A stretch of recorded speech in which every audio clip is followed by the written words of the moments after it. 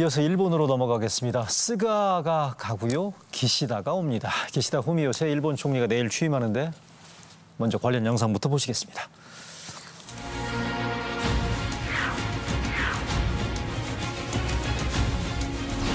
岸田文雄君が当選者と決定いたしまし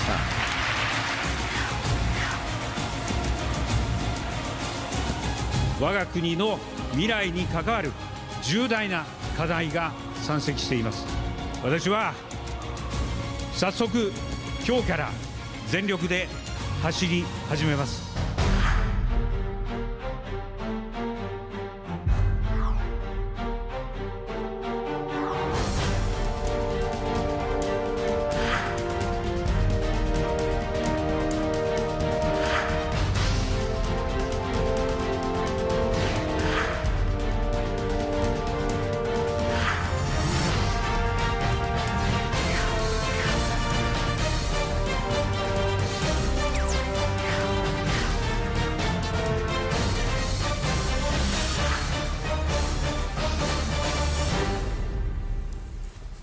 네, 기시다 새 일본 총리와 한일 관계 진단 설명해드리기 위해서 두 분 전문가 모셨습니다. 남기정 서울대 교수 나와주셨습니다. 어서 오십시오. 안녕하세요. 네. 이어서 호사카 유지 세종대 교수 나와주셨습니다. 감사합니다. 예, 안녕하십니까. 네. 먼저 내일 취임 앞두고 있는 기시다 후미오 어떤 인물인지부터 한번 간단하게 보여드리겠습니다. 준비돼 있죠? 네, 기시다 후미오 새 일본 총리 자민당 신임 총재고요. 아버지의 비서로 전개 입문, 일본 정치 세습의 세습 전형이죠. 네, 외무장관, 방위장관 역임했고요. 지난해에는 현 스가 총리한테 총재 선거에서 낙선한 그 경험이 있는 이런 분이라는 거. 그다음에 우리한테 잘 알려져 있죠. 위안부 합의의 주역이라는 부분들. 먼저 이거는 호사카 교수님한테 제가 여쭤보겠습니다. 내일 총리 취임인데 일본 분위기 어떻습니까? 일본 분위기는 두 가지 있다고 할 수가 있는데요. 네. 그러나 주류는 이게 그 아베 정치의 연장이 아닌가 그러한 이야기가 상당히 강하게 나와 있습니다. 그거는 그 아베 전 총리가 사실상 기시다를 마지막에 지원했다라는 부분이라든가 이번에 인사가 조금씩 발표되고 있는데요.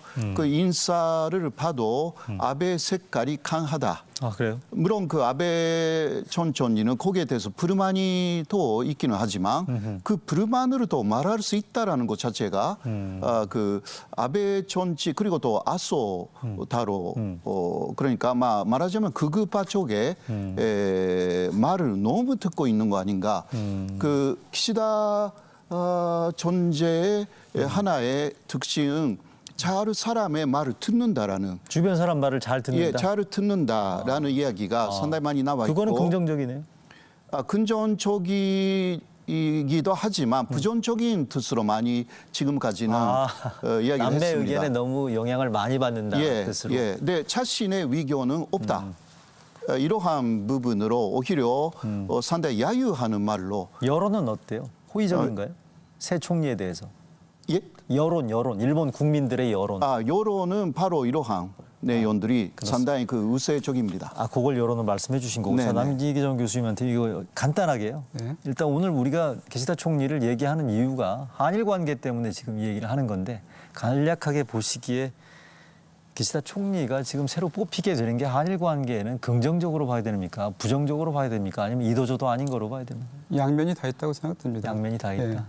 네, 큰 기대는 하기 어려운데요. 당장은요. 큰 기대는 하기 어려운데. 네, 근데 변화의 가능성은 있다는 거를 전제로 해서 적극적인 대일 외교를 추진해야 되는 그런 타이밍이라고 생각합니다. 그런 거죠. 스가 총리하고 비교했을 때하고 또 좀 변화가 있을 수 있습니다. 변화 가능성. 그런데 그냥 좀 단적으로 말씀드리자면은 위안부 문제 같은 경우에도 일본군 위안부 문제 같은 경우에도 이 문제를 해결할 수 있는 거는 한국이다, 공은 한국에 있다라고 하는 식으로 얘기했죠.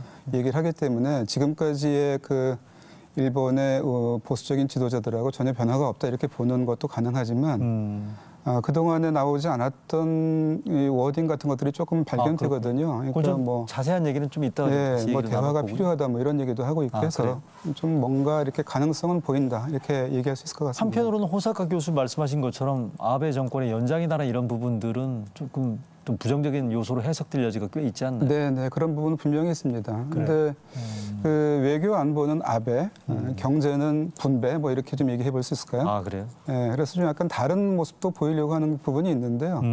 그게 좀 드러나려면은 뭐 일단 내일 내일 그 가기가 어떻게 구성되는가 이런 것도 좀 봐야 될 것 새로운 같습니다. 내각 구성 말씀하시는 거죠? 그러니까 당직은 상당한 정도로 아베 주말에 또는 뭐 다 했더라고요. 아소의 영향력이라고 하는 게 확인되는 그러한 내용으로 지금 가고 있는데요. 내일 이제 이 발표될 내각이 어떤 구성인가라고 하는 거를 좀 보면은 어느 정도 본인의 색깔을 내려고 하는지가 좀 드러나겠죠.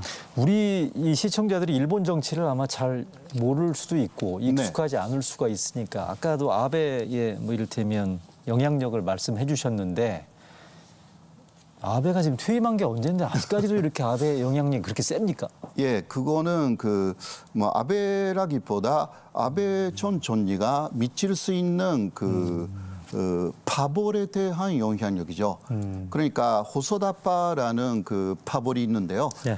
그 16명, 뭐 100명 정도의 파벌인데 거기에 호소다파라고 이름은 그렇지만 사실상 아베파라고 불립니다. 이 100명 정도가 이번에 마지막은 고이 키시다를 지원한 것입니다. 그러니까 키시다 쪽에 득표를 한 거죠. 예, 382표. 국회의원표에 키시다파가 그렇게 100표 정도 가니까 그것도 다 아베의 입김이 상당히 많았고요. 그리고 또 뭐 단적으로 말해서 아베는 킹메이커로 다시 돌아왔다. 킹메이커로. 그곳은 1년 정도는 그 니카이 간사장이라는 사람이 오히려 킹메이커 역할을 했고 스가 총리도 니카이 간사장이 만들어낸 사람이었지만 그러나 이번에 다시 키시다 후미오 또 키시다 후미오가 혹시 안 된다면 다카이치 사나에라는 그 요성을 표면적으로는 이번에 지원했기 때문에요. 이 두 사람 중 한 사람을 존재 자리에 앉혀놓고 그 다음에 총리가 되지 않습니까? 그 사람들이 그 경우 자신의 영향력이 남을 수가 있기 때문에 결국은 마크 존치라는 부분에서 아베 아소도 두 번째 파벌을 갖고 있기 때문에 이 파벌은 한국의 케파하고 전혀 다르고요. 분명한 그 하나의 명단이 있고 그 촌스 파벌의 회장의 뭐라 할까 생각을 많이 반영해서 움직입니다. 자, 그러면 이거는 남 교수님한테 여쭤볼게요. 네. 방금 우리 호사카 교수님 설명대로 자기 세력이라는 한계점을 가지고 있는 기시다 후미오 새 총리의 경우에 현 스가 총리하고 비교할 수 있는 부분이 스가 총리만 하더라도 이분도 자기 세력이 없다라는 평가가 일관되게 나오지 않았습니까? 네, 네. 그러면 이 기시다 총재의 경우에도 스가처럼 단명할 가능성은 있지 않나요? 뭐 그런 가능성도 있다고 봐야 됩니다. 네, 그렇지만 뭐 아까 말씀드린 것처럼 이제 어떻게 가계를 구성할 것인가라고 하는 게 하나의 그 가능성으로 남아 있고요. 그다음에 이제 총선거가 있거든요. 그러니까 총선거를 어떻게 치르는가라고 하는 게 하나의 관건이 될 수 내년 있을 것 7월 같습니다. 말씀하시는 거죠? 아니요, 그거는 이제 참의원 선거고요. 이제 바로 11월 달에 있게 돼. 다음 달. 네, 중의원 선거가 지금 바로 임박해 있습니다. 그런데 이 총재 선거, 그러니까 자민당 총재 선거 바로 직전까지만 해도 야당이 상당히 고무될 정도로 야당이 그러니까 그 여당에 대한 그 국민들의 신임은 굉장히 낮은 편이었거든요. 스가에 대한 인기가 굉장히 떨어져 있었고요. 네네. 그래서 야당은 벼르고 있었습니다. 그런데 기시다가 총재가 되면서 지금 야당도 약간 좀 그 발걸음이 좀 엇갈리고 있는 상황입니다. 비호감도가 스가 총리에 비해서는 좀 낮죠. 기시다가. 네. 국민적인 인기는 조금 스가에 나오고 비해서. 있는 상황인 것 스가가 같습니다. 워낙에 바닥권이기 때문에. 그랬었죠. 예. 알겠습니다. 자, 네. 그러면 향후 기시다의 우리나라를 중심으로 해서 향후 정책은 어떻게 될 건지 우리가 정리하는 한번 그래픽 한번 보실까요? 기시다 새 총리의 향후 정책, 정치는 아베하고 비슷한 것 같아요. 평화헌법을 임기 내 개정하는 걸 목표로 하고 있고 신사참배는 특별하게 입장을 밝힌 게 없습니다. 한일 관계에 대해서는 모두의 두 교수님께서 말씀해 주신 것처럼 공은 한국에 가 있다라는 입장 밝혀왔고 외교 정책의 기본 노선은 미일 동맹을 강화하고 중국 상대로 강정책을 견제하겠다라는 이런 부분들인데 남 교수님 신사참배에 대해서 저기 보이는 것처럼 입장을 분명하게 밝히지 않았다는 건데 어떻게 보십니까 이거는? 네, 그 4명의 후보 중에서 이 좀 약간씩 엇갈렸는데요, 입장이. 그 고노하고 이 노다 후보는 가지 않겠다는 입장을 명확하게 했고 다카이치는 분명하게 가겠다라는 입장을 표시를 했습니다. 그거에 비해서 기시다는 뭐 시기나 상황을 고려하면서 선택하겠다, 판단하겠다 이런 식으로 좀 열린 그러한 대답을 해놨죠. 근데 그거는 일단 그 지지자들에 대해서는 좀 이 접근하는 그러한 태도를 보이면서 상당히 신중한 태도를 보인 거라고 생각할 수 있을 것 같습니다. 지지자라면 우파 지지자들 그렇죠, 말씀하시는 그렇죠. 거죠? 자민당의 전통적인 지지자들 그리고 이제 아베를 지지해왔던 자민당의 지지 세력들 뭐 이런 지지 세력들에게는 이 비난받을 만한 소지는 좀 없으면서 선택을 자기가 하겠다라고 하는 걸로 선택지를 가져온 거라고 생각할 수 있습니다. 호사카 교수님께서는 야스쿠니 참배할 것 같아요? 우리 기시다. 그것은 그 존재 선거층의 이야기이기 때문에요. 지금 그 남 교수님이 말씀하신 대로 가지 않겠다고 하면 그 일본의 극우파 쪽에서 그러면 이 사람한테 표를 던지지 말아라. 이러한 이야기가 나올 가능성이 있었기 때문에 그런 말이 나왔고요. 결국은 실제로 촌리가 되면 안 갈 것이라고 저는 생각합니다. 안 갈 거라고 보세요? 안 가면서 그 아베라든가 스가가 했던 대로 그 마사카키라는 그 하나의 그 신에 대한 선물 같은 것을 그냥 공물 바치는 거? 네. 바치는 수준에서 그렇게 끝낼 것 같습니다. 네, 실제로는 안 가고요. 알겠습니다. 네. 그렇게 예상하신다는 네네. 얘기신 것 같네요. 기시다는 어느 정도 예상을 예측할 수 있는 사람이거든요. 근데 그 기시다가 자기의 어떤 업적으로 생각하고 있는 것 중에 하나가 히로시마에 오바마를 데려왔다라고 하는 겁니다. 영어로 안내했다는. 네. 예. 근데 그런 점에서는 히로시마 출신이고 일본의 전후평화주에 어느 정도 이렇게 그 배려하는 그런 모습을 보이고 있고요. 상징적인 장소이기 때문에. 네. 그렇기도 하죠. 그리고 이제 그 데려왔던 오바마하고 바이든하고의 관계도 굉장히 좋은데다가 기시 스스로도 바이든하고의 관계는 좋다고 생각하고 있기 때문에 미국에 배려하지 않을 수 없을 겁니다. 그러니까 야스쿠니 문제는 한일 관계의 문제이기도 하지만 국제사회의 문제이기도 하기 때문에 그렇죠. 네. 국제파라고 스스로 생각하는 그 기시다로서는 굉장히 그 직접 참배한다라고 하는 것은 부담으로 생각할 가능성이 있다고 봅니다. 알겠습니다. 방금 우리 교수님 말씀하신 것처럼 기시다 후미오 새 일본 총리는 국제파라고 스스로도 얘기하는 것처럼 외무장관을 4년 이상을 역임했었고, 자, 우리한테는 익숙한 얼굴인 게 한일 관계 얘기를 해보겠습니다. 기시다 새 일본 총리의 과거를 한번 잠깐 볼까요? 발언 한번 보시겠습니다. 6년 전에 2015년 발언인데 당시 기시다 일본 외무상의 발언 한번 들어보시겠습니다. 네. 日本国の内閣総理大臣として癒しがたい傷を負われたすべての方々に対し、心からお詫びと反省の気持ちを表明します。日本政府は責任を痛感しています。 자세히 보셨죠? 사죄 반성이라는 얘기가 있었고 일본 정부는 책임을 통감한다. 저게 우리 그 외교부 청사에 와가지고 윤병세 장관하고 공동 기자회견을 했던 2015년 장면인데 저는 개인적으로 저 직전에 유엔 총회에서 윤병세 장관, 기시다 외교부 장관 간의 한일 외교장관 회담이 유엔 총회 뉴욕에서 열렸었는데 제가 그때 현장에 있었거든요. 그때 봤었던 느낌도 기시다 당시 외교부 장관이 다른 일본 정치인들하고는 약간 다르게 유연하다는 느낌을 저 현장에서 좀 받았었는데 이랬던 기시다 당시 외교장관이 최근에는 뭐라고 했는지 다시 한번 보시겠습니다. 네, 보실까요? 한국 법원의 강제징용 피해자 배상 판결로 초래된 분쟁 해결에 대해서 한국이 먼저 첫걸음을 내디뎌야 한다. 일단 우리가 먼저 해결하라는 그런 얘기인 것 같아요. 또 하나 한국이 국제법을 확실히 지키도록 요구해야 된다. 그러니까 2015년에 언급하고는 결이 좀 많이 달라 보이는 이런 부분들인데 어떻게 보십니까? 이게 6년 사이에 뭔 변화가 있습니까? 아니면 기시다가 변했습니까? 상황이 변했습니까? 먼저 그 6년 전의 발언 중에서 좀 주목할 부분은요. 일본 정부의 책임을 통감한다라고 하는 이 부분입니다. 그동안에는 이제 도의적인 책임에 머물러 있었던 것인데 우리 이 시민사회, 우리 정부가 강력하게 일본에 요구를 하면서 국가 책임이라고 하는 걸 요구를 했었죠. 예.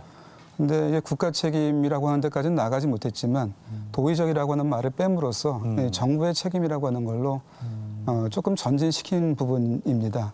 근데 이 부분은 그 당시에 아베 총리는 못 받겠다고 계속 이 저항했던 부분이거든요. 근데 그거를 설득한 게 기시다라고 알려지고 있습니다.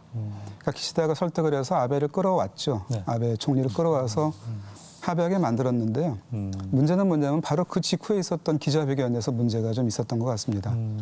이 10억 엔이라고 하는 것이 국가 배상이냐라고 하는 질문에 대해서 그거를 부인을 했습니다. 배상이 아니다라고 하는 식으로 부인을 해버렸죠. 기시다 당시 외무상이. 네네, 그렇습니다. 그래서 그게 이제 그러면은 이 정부의 책임이라고 하는 내용이 뭐냐라고 하는 것 때문에 이제 우리 시민사회 피해자와 피해자 지원단체들은 이제 분노했던 것이고요. 책임을 통감한다고 했는데도 10억 엔에 대해서는 저렇게 애매하게 얘기했다는 거 아니에요? 네, 그렇죠. 그게 이제 문제의 시발점이었죠. 그렇기 때문에 이 2015년 합의라고 하는 거는 이행되지 못한 측면이 있습니다. 그렇기 때문에 어쩌면은 그거를 풀어야 되는 것도 저는 제가 보기에는 일본 쪽에 있다 저는 생각이 되는데요. 그렇게 보시는 거군요. 네. 그래서 제가 지금 생각하는 거는 그 하나 앞에 부분에 얘기했던 부분, 이걸 또 우리가 좀 봐야 될 것 같은데요. 그 기시다 외무상이 이 아베 내각 총리 대신에 발언이라고 하는 거를 대독을 한 부분이 있거든요. 그러니까 아베 내각 총리 대신은 해가지고 사죄 반성한다라고 하는 부분이 있습니다. 네네. 그 부분을 대독한 부분을 기시다가 스스로 외상이었던 때 대독했던 부분인데 스스로 총리가 되면은 총리로서 이것을 계승한다. 이 반성하고 아하. 사죄하고 일본 정부의 책임을 통감한다라고 하는 이 부분을 나의 의지로서 이거를 계승한다라고 하는 얘기를 해준다고 한다면, 있네요. 예, 그리고 그것을 사죄 반성의 표시로 명백하게 그 피해자들의 마음에 닿는 그러한 형식으로 이 표명해 준다고 한다면은 그 다음에는 새로운 전개가 가능할 거다 저는 이렇게 봅니다. 그렇게 보십니까? 네. 우리 호사카 교수님께서는 저기 위안부 문제에 대한 합의 이후에 지금 뭐 깨지고 여러 가지 곡절을 겪지 않았습니까? 네. 우리 남 교수님께서 말씀하신 이런 부분들에 대한 가능성 어떻게 평가하십니까? 기시다가 이렇게 그래서 앞으로 어떻게 기시다 총리가 된 후에 기시다 색깔이 혹시 나온다면 그게 가능합니다. 그러나 기시다 색깔이 과연 나올까라는 부분들은 이번에 그 기시다가 이야기한 부분은 그 총부뿐만이 아니라 자민당의 여러 부회라는 게 있습니다. 그 힘을 강화시키겠다라고 이야기를 했습니다. 근데 그 중심에 이번에 다카이치 사나이를 그 인사로 천조 회장인데요. 천조 회장은 그 자민당의 정책을 만드는 그 책임자입니다. 예. 그 사람을 앉혔습니다. 이번에. 근데 다카이치의 주장은 코노 담화 1993년 예. 그 위안부 문제를 그 인정한 코노 담화를 무효화시키겠다. 그리고 1995년 무라야마 담화도 무라야마 담화는 그 아시아에 대한 침략 책임하고 네. 그리고 그 식민지 지배에 대한 책임을 인정한 무라야마 담화도 무효화시키는 새로운 담화를 내겠다. 이게 다카이치의 이번에 주장하고 있었던 내용입니다. 네, 그 사람을 자민당의 정책 결정하는 가장 중요한 자리에 앉힌 걸 자리에 어제 앉힌 거죠. 예. 이것은 그러니까 아베의 그 입김이 아주 강하다라고 볼 수 있는 부분이고. 그럼 위안부 문제에 대해서는 그 인사만 놓고 보면 남기정 교수 설명과는 달리 그 가능성은 낮아 보인다. 상당히 그러니까 이 다카이치가 또 인사로 어디 가거나 그러니까 그 자리에서 다른 자리로 가거나. 아베 색깔이 조금 뭐라고 할까 약해지거나 물론 기시다 임기 중에는 몇 번 인사가 있을 가능성이 있으니까 그때 기시다는 원래 비둘기파이기 때문에 비둘기파. 그러니까 리베럴한 사상을 갖고 있습니다. 원래는. 네, 그러나 이번에 그 인선을 극우 쪽에서 보면, 예, 극우 쪽에 지원을 받고 사실 그 존재 촌리가 됐기 때문에 예. 그 무시할 수가 없어가지고요. 그래서 이러한 부분을 생각하면 초기에는 개선하기는 좀 쉽지는 않습니다. 남 교수님 어떻게 보십니까? 네, 구조가 좀 그렇다고 얘기하시네요. 물론 그 당장 그렇게 나가기는 좀 어렵겠죠. 그렇지만 지금 중요한 거는 저희 한국 그 쪽의 입장이 무엇인가라고 하는 거를 정확하게 전달하는 게 지금 중요하다고 생각됩니다. 우리가? 네. 예. 그러니까 특히 이 위안부 합의와 관련해서는 이게 정부 간의 공식적인 합의였다라고 하는 입장도 있고 네. 그런 반면에 이게 피해자 중심 접근에서 봤을 때 해결되지 않았다라고 하는 입장도 있습니다. 이 두 가지 입장이 동시에 존재하고 아하. 또 동시에 존재할 수 있는데요. 근데 이것이 일본 쪽에는 굉장히 애매하게 전달이 되어 있기 때문에 그것이 그럼 어떻게 해야 되는가라고 하는 그러한 그 대답으로 연결되는 부분이거든요. 네. 그렇기 때문에 이 부분에 대해서 우리가 정확하게 우리의 입장이 이것이다라고 하는 것을 전달하는 게 중요하겠고요. 그러면 그 그러려면은 일본 쪽에서 약간 그 변화가 있는 것도 필요하지만은 우리 안에서 어느 정도 사회적인 합의, 사회적 대화를 통해서 분명한 합의가 이루어지는 게 필요하겠고 그 부분을 좀 노력할 중요한 필요가 지점이 있다고 하나 더 생각합니다. 있죠. 우리 남 교수님 말씀하신 것 가운데. 그러면 강제징용 배상 문제 같은 경우에는 최근에 법원이 미쓰비시에 대한 국내 특허권, 상표권 매각해야 된다는 부분들을 지금 받아들였다는 거 아니겠어요? 네네. 법원의 결정이기 때문에 지금 이게 나중에 현금화로 이어지는 경우에는 상당히 파장이 커질 가능성이 높은데 네네. 방금 남 교수님 말씀과 연결지어서 이 위안부 문제에 대한 강제징용 배상 문제 등등에 대한 사회적 어떤 합의가 필요하다는 거고 이거를 정리해서 일본에 요구를 해야 된다면 네네. 우리 정부가 뭔가 입장을 정리해야 된다는 얘기네요. 네, 저는 강제징용 그렇게 배상 문제 생각합니다. 현금화 관련해서 어떻게 네네. 보십니까? 그 문제도 저는 그렇게 생각합니다. 근데 그 문제는 지금 아직은 조금 우리가 그 준비할 수 있는 시간이 있을 거라고 저는 생각이 되는데요. 현금화까지는 네네. 현금화는 사실은 그렇게 쉬운 단계는 아닌 것 같습니다. 예, 일본 미쓰비시에서는 항고할 가능성이 있고요. 또 거기에 대해서 재항고할 가능성이 있고요. 최종 법원 결정까지는 네, 그러면은 지금까지의 그 경위로 봤을 때 뭐 최소한 한 8개월 정도는 더 시간이? 지금 걸릴 가능성이 있는데 사실은 이렇게 긴 시간이 걸린다라고 하는 것은 어떻게 보면은 피해자들에게는 희망 고문일 수가 있겠고요. 아하. 예, 그런 의미에서는 조금 더 국민의 총의를 대변할 수 있는 그런 정부가 나서서 정부가 이렇게 노력을 해서 정치적인 해결로 이렇게 만들어 가는 거 그런 노력도 굉장히 중요하겠다 저는 그렇게 생각을 정치적 합니다. 해법. 그러니까 국내적인 정치적 해법이 어떻게 도출이 필요하다는 이런 말씀이시죠? 물론 그것도 필요하고요. 네. 그러한 입장을 만들어서 일본 쪽하고 아하. 담판을 하는 것도 중요하겠죠. 자, 그럼 이 지점에서 호사카 교수님, 네. 이 한일 관계 그러니까 위안부 문제하고 강제징용 배상 문제가 워낙에 지금 뜨거운 쟁점이다 보니까 이 문제에 대해서는 이게 우리 정부가 정리할 것도 물론 중요한데 일본 국내 여론은 어떻습니까? 이 개선 필요성에 대해서는 어떻습니까? 일본 국내 여론은 한마디로 네. 아베 전 총리의 그 영향을 상당히 많이 받았기 때문에 그래요? 예, 한국 쪽에서 국제법을 위반했다. 그러니까 한국은 약속을 지키지 않는 나라다. 이것을 그 아베 정권 그 거의 8년간 내내 이야기를 한 것입니다. 특히 2018년 강제징용 문제가 아하. 한국에서 판결된 이후는 매일같이 아베는 그런 식으로 국민들을 보는 앞에서 한국이 나쁜 나라다. 이 말을 해버렸기 때문에 여론도 그런 영향을 받고 그런 있다는 얘기예요? 영향을 엄청나게 많이 받았죠. 그럼 지금도 그렇다는 얘기? 예, 거기서 벗어나지 못하고 있습니다. 그래서 코노타로가 가장 리베럴한 그리고 노다 세이코도 그랬지만 이 부분에 대해서는 역시 말을 아꼈고요. 아하. 코노타로 같은 경우도 강제징용 문제는 역시 한국이 국제법을 위반하고 있는 것이다. 이 입장을 이번에도 분명히 했고요. 자, 그러면 기시다 총리도 이런 부분들에 대한 국내 여론이 그렇다면 네. 운신의 폭이 이렇게 넓지 않을 그렇게 건 넓지는 않습니다. 그러니까 지금 그 남 교수님 말씀하셨는데 그래도 그러면 한국의 입장은 정확하게 무엇인지라는 것이 잘 전달되어 있지는 않습니다. 왜냐하면 아베 전 총리가 지금 그 제가 말씀드린 것처럼 뭐 몇 년간 그 한국이 나쁘다라는 이야기를 TV를 통해서 했는데 이쪽에서는요 거의 그 한국의 이 문제에 대한 전단성을 계속 말하지는 않았습니다. 물론 초기에는 몇 번 이야기를 했지만 이거는 사법적인 그 판단이기 때문에 행정부가 개입할 수 없다. 이것만 알려져 있거든요. 그거 아니라 일본에는 그것만 알려져 있고 그거 아니라 그 행정부 그리고 한국의 콘센서스는 무엇인가 아하. 그리고 간제 지역 문제에 대한 한국 쪽의 알겠습니다. 전단성 네네. 이게 그 일본에 정확하게 알려져 있지 않는 거죠.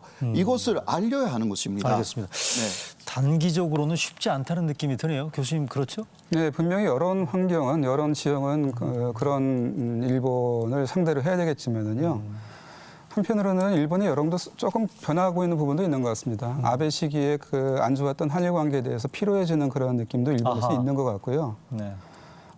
좀 일본 쪽도 뭔가를 해야 되는 거 아니냐라고 하는 거는 적어도 아사히나 마이니치 같은 약간 그렇군요. 리버럴한 쪽에서는 그런 얘기도 나오고 그건 좀 있습니다. 눈여겨봐야 되겠네요. 네, 네, 그런 부분도 있으니까요. 예, 예. 조금 더 적극적으로 우리가 사고할 필요는 있다고 생각합니다. 알겠습니다. 오늘 한일 관계 좀 얘기하다 보니까 시간이 좀 부족하다는 느낌입니다만 추후에 좀 다시 한번 기회를 잡아가지고 취임 이후에 한번 두 분 다시 한번 모시겠습니다. 오늘 말씀 잘 들었습니다. 고맙습니다. 네, 수고하셨습니다. 네, 이루어진다는 라이브 오늘 순서 마치겠습니다. 시청해주신 여러분 고맙습니다.